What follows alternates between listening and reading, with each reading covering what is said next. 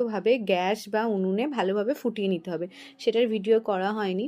তো ভালোভাবে ফোটানো হওয়ার পর তারপর চিনিটা দিয়ে দেবে। তো ধরো ১ লিটার দুধের জন্য মোটামুটি ২৫০ মতো চিনি দিলে ভালো হয়। এবার নিজেদের স্বাদ মতো করে নেবে। দিয়ে তার দুধের মধ্যে এলাচ দিয়ে দেবে। দিয়ে দুধটাকে ভালোভাবে ফোটাবে। ভালো মানে একদম খুব সুন্দরভাবে কড়া করে ফুটিয়ে নিলে, দিয়ে দুধটাকে নামিয়ে নিলে, নিয়ে হচ্ছে এবার দুধেরতে কালার করার ব্যাপারটা। কালার করার জন্য এইভাবে এরকম চিনি গ্যাসের চুলায় দিয়ে দেবে, জল দেবে না। এরকম চিনিটাকে গরম করতে করতে চিনিটা লাল হয়ে যাবে, মানে ক্যারামেল তৈরি করতে হবে। আর সেই ক্যারামেলটা করলে একটা লাল লাল রং আসবে।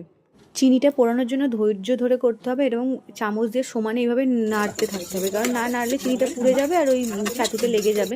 তো এইভাবে সমানে নাড়তে থাকলে দেখো কি সুন্দর একটা কড়া লাল রং চলে এলো। তারপরে এই লাল রংটা দুধে এইভাবে মিশিয়ে দেওয়া হলো এবং দুধটা আস্তে আস্তে কালারটা চেঞ্জ হতে থাকবে এবং দুধে দেওয়ার সাথে সাথেই কিন্তু ওটা শক্ত হয়ে যাবে। তাই সঙ্গে সঙ্গে নাড়তে থাকবে, কারণ ওটা তো লজেন্সের মতো হয়ে যাচ্ছে, একটু হাওয়া পেলেই ঠান্ডা পেলেই শক্ত হয়ে যায়। তাই সঙ্গে সঙ্গে দুধে এইভাবে মিশিয়ে আবার এরম চামচ দিয়ে নাড়তে থাকবে, নাহলে কিন্তু শক্ত হয়ে একদম লজেন্স হয়ে যাবে। দিয়ে আবার ভালোভাবে নেড়ে আবার দুধে মিশিয়ে দেবে এবং দুধে ভালোভাবে মেশানোটাও মেশাতে হবে।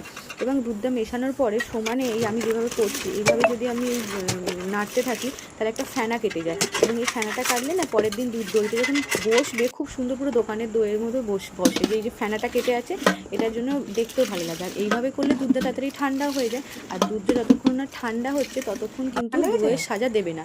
এইভাবে আঙুল দিয়ে হাত দেখে নেবে যে টেম্পারেচারটা কতটা আছে, দেখে নিলে যে মোটামুটি খুব ঠান্ডাও নয় আবার খুব গরমও নয়। তো সেই সময় এই দইয়ের সাজাটা দিতে হবে। তার আগে দিলে কিন্তু দইয়ের সাজাটা কেটে যাবে, দই ভালোভাবে বসবে না। তো দইয়ের সাজার জন্য এরকম একটা মিষ্টি দই দোকান থেকে কিনে এনে রেখে দেবে এবং সেইটা এই দইয়ের সাজাটা এরকম পরিমাণ মতো নেবে।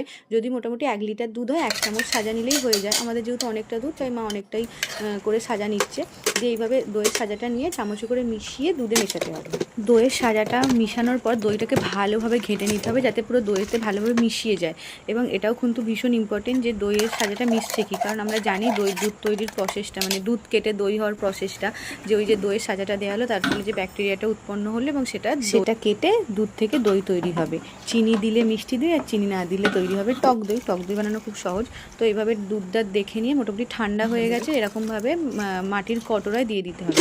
তো মাটির কটোরায় দিলে কি হয় বলো তো, জল কাটে না, কারণ মাটির জলটা টেনে নেয় দইয়ের জল। দই ভালোভাবে বসার জন্য কিন্তু ইম্পর্টেন্ট টেম্পারেচার মেনটেন এবং ভালোভাবে চাপা দেওয়া, কারণ ৩০ থেকে ৪৫ ডিগ্রি টেম্পারেচার, মানে একদম ভালো গরমেই তারপরে কিন্তু ল্যাকটিক অ্যাসিড ফর্মেশন করবে ল্যাক্টোব্যাসিলাস ব্যাকটেরিয়া থেকে।